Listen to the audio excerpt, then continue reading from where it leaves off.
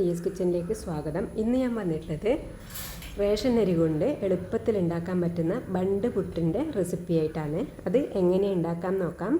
പിന്നെ നിങ്ങൾ ആദ്യമായിട്ട് എൻ്റെ ചാനൽ കണ്ടിട്ടുണ്ടെങ്കിൽ എല്ലാവരും ഒന്ന് സബ്സ്ക്രൈബ് ചെയ്ത് സപ്പോർട്ട് ചെയ്യണേ. വീഡിയോ ഇഷ്ടപ്പെട്ടാൽ ലൈക്ക് ചെയ്യാനും കമൻറ്റ് ചെയ്യാനും മറക്കല്ലേ. എന്ന റെസിപ്പിയിലേക്ക് പോകാം. ഇത് എളുപ്പത്തിൽ ചെയ്തെടുക്കാൻ പറ്റുന്ന ഒരു പുട്ടാണ്. ഇത് ഉണ്ടാക്കാൻ വേണ്ടി ഞാനിവിടെ 1 കപ്പ് റേഷൻ അരിയാണ് എടുത്തിട്ടുള്ളത്. അതിന് ഒരു 8 മണിക്കൂറോളം കുതിർത്ത് വെക്കണം. ഈ പുട്ട് മട്ടയരിയെല്ലാം കൊണ്ടുണ്ടാക്കിയാൽ നല്ല ടേസ്റ്റ് ആയിരിക്കും. ഞാനിതിപ്പോൾ റേഷൻ അരിയാണ് എടുത്തിട്ടുള്ളത്. അത് 1 കപ്പ് അരിയാണ് എടുത്തിട്ടുള്ളത്. അപ്പോൾ ഇതിലേക്ക് നമ്മൾ നല്ല ചൂടുവെള്ളം വെച്ച് നല്ല വൃത്തിയായിട്ട് കഴുകിയെടുക്കണം. ചൂടുവെള്ളം വെച്ച് കഴുകുമ്പോൾ അതിൻ്റെ പശപശപ്പും അതിൻ്റെ ഒരു സ്മെല്ലും മാറിക്കിട്ടും. ഇപ്പോൾ നല്ലതുപോലെ കഴുകിയെടുത്തിട്ട് വരാം. അരി നല്ലതുപോലെ വൃത്തിയായി കഴുകിയെടുത്തിട്ടുണ്ട്. ഇനി ഇതിലേക്ക് വെള്ളം ഒഴിച്ച് ഒന്ന് അടച്ചു വെക്കാം. ഞാനിപ്പോൾ രാത്രിയിലാണ് ചെയ്തെടുക്കുന്നത്. രാവിലെയാണ് നമ്മൾ പൊടിച്ചെടുക്കുന്നത്. ഇപ്പോൾ മൂടി വെച്ച് കൊടുക്കാം. ഇപ്പോൾ അരിയെല്ലാം നല്ലതുപോലെ കുതിർന്ന് വന്നിട്ടുണ്ട്. ഇനി ഇതൊന്ന് നല്ലതുപോലെ കഴുകി ഒന്ന് അരിച്ചെടുക്കാം.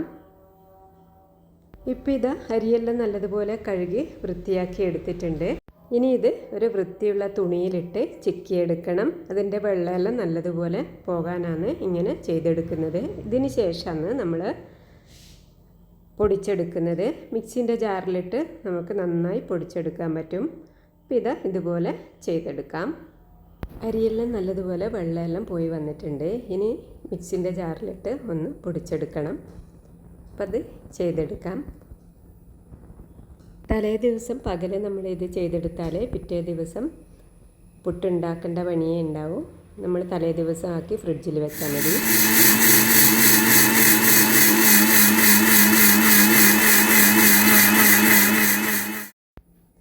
അപ്പോൾ ഒരു പ്രാവശ്യം ഞാൻ ഇതേപോലെ പൊടിച്ചെടുത്തിട്ടുണ്ട്. ഇനി ബാക്കി ഇതുപോലെ തന്നെ മുഴുവനായിട്ടും പൊടിച്ചെടുക്കാം. അരി മുഴുവനായും പൊടിച്ചെടുത്തിട്ടുണ്ട്. ഇനി നമുക്ക് ഉപ്പിട്ടിട്ട് ഒന്ന് മിക്സ് ചെയ്തെടുക്കണം. ഇപ്പോൾ പൊടിയുപ്പാണ് ഞാനിവിടെ എടുത്തിട്ടുള്ളത്.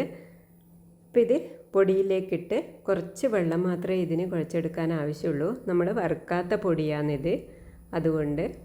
അപ്പോൾ ആ ചൂടോടുകൂടി തന്നെ നമ്മൾ പച്ചവെള്ളത്തിൽ കുഴച്ചെടുത്താൽ മതി. കുറേശ്ശെ നനച്ചെടുത്താൽ മതി. കട്ടയൊന്നുമില്ലാതെ കുഴച്ചെടുത്താൽ മതി. റേഷൻ അരിക്ക് കുറച്ച് പശയുണ്ടല്ലോ, അതില്ലാതെ തന്നെ മെല്ലെ മെല്ലെ കുഴഞ്ഞെടുത്താൽ മതി. ഒരു 5 മിനിറ്റ് നേരം അവിടെ ഇങ്ങനെ ഇരിക്കട്ടെ. ആ സമയം കൊണ്ട് നമുക്ക് ആവി കയറ്റിയെടുക്കാനുള്ള പാത്രം റെഡിയാക്കാം. അപ്പോൾ ഞാൻ അടുപ്പിലേക്ക് വെച്ചിട്ടുണ്ട്. ഇനി ഇതിൻ്റെ മേലയിലേക്കാണ് നമ്മൾ വെച്ച് കൊടുക്കുന്നത്. തേങ്ങയും ചിരകിയെടുത്തിട്ടുണ്ട്. അപ്പോൾ വെള്ളമെല്ലാം തിളച്ച് വന്നതിന് ശേഷം നമ്മൾ ആദ്യം തേങ്ങ ഇട്ട് കൊടുക്കണം. അതിലേക്കാണ് നമ്മൾ മാവ് ഇട്ട് കൊടുക്കേണ്ടത്. നമ്മൾ തയ്യാറാക്കി വെച്ച മാവ് ഇട്ട് കൊടുക്കേണ്ടത്. അങ്ങനെ ലെയറായിട്ട് നമ്മൾ ഇട്ട് കൊടുത്താൽ മതി. കുറച്ച് പൊടി ഇട്ട് കൊടുത്ത് അതിനുശേഷം കുറച്ച് തേങ്ങ വിതറി അങ്ങനെ മേലെ ഇട്ട് കൊടുത്താൽ മതി. അതിനുശേഷം നമ്മളൊരു 15 മിനിറ്റ് നേരം വേവിച്ചെടുത്താൽ മതി. ഇടയ്ക്ക് ഒന്ന് ഇളക്കി കൊടുത്ത് അടച്ചു കൊടുക്കണം. പെട്ടെന്ന് തന്നെ ഉണ്ടാക്കിയെടുക്കാം. നമ്മൾ പുട്ടുകുറ്റിയിൽ ഉണ്ടാക്കാതെ ഒറ്റ തവണ ഇതിൽ തന്നെ ഉണ്ടാക്കിയെടുത്താൽ എളുപ്പത്തിൽ പണി കഴിയും. നല്ല സോഫ്റ്റ് പൊട്ടായിരിക്കും ഇങ്ങനെ ഉണ്ടാക്കുമ്പോൾ. കുറച്ച് പശ കൂടുതലുള്ള അരിയാണെങ്കിൽ കുറച്ച് ഒട്ടലുണ്ടാവും. അപ്പോൾ അതുപോലെ ചെയ്തെടുത്താൽ മതി. അപ്പോൾ മൂടി വെച്ച് വേവിച്ചെടുക്കാം. ഇതൊന്ന് വെന്ത് വരട്ടെ. ഇപ്പോൾ നമ്മളെ പുട്ടെല്ലാം റെഡിയായി വന്നിട്ടുണ്ട്. ഒരു 15 മിനിറ്റോളം ആയിട്ടുണ്ട്. ഒന്ന് ഇളക്കിയെടുക്കാം. ഇതിലിടയ്ക്ക് ഞാൻ ഒരു പ്രാവശ്യം ഇളക്കി അടച്ചു കൊടുത്തതാണ്. അപ്പോൾ പുട്ടിവിടെ റെഡിയായിട്ടുണ്ട്. എടുക്കാം. ഇനി ഇതൊരു പാത്രത്തിലേക്ക് മാറ്റി കൊടുക്കട്ടെ. ഇപ്പോൾ കറീൻ്റെ കൂടെയും മുട്ട റോസ്റ്റിൻ്റെ കൂടെയും പഴം ഇതൊക്കെ ഇട്ട് കഴിക്കാവുന്നതാണ്. പഞ്ചസാര ഇട്ട് കഴിക്കാനും നല്ല ടേസ്റ്റാണ്. പഞ്ചസാര വേണ്ടാത്തവർ ഉപയോഗിക്കേണ്ട. ഇപ്പോൾ നമ്മൾ എളുപ്പത്തിൽ ഉണ്ടാക്കാൻ പറ്റുന്ന ബണ്ട് പുട്ട് ഇവിടെ റെഡിയായിട്ടുണ്ട്. നിങ്ങളെല്ലാവരും ട്രൈ ചെയ്ത് നോക്കിക്കോളൂ കേട്ടോ. എന്നാൽ അടുത്ത റെസിപ്പിയുമായി അടുത്ത വീഡിയോയിൽ കാണാം.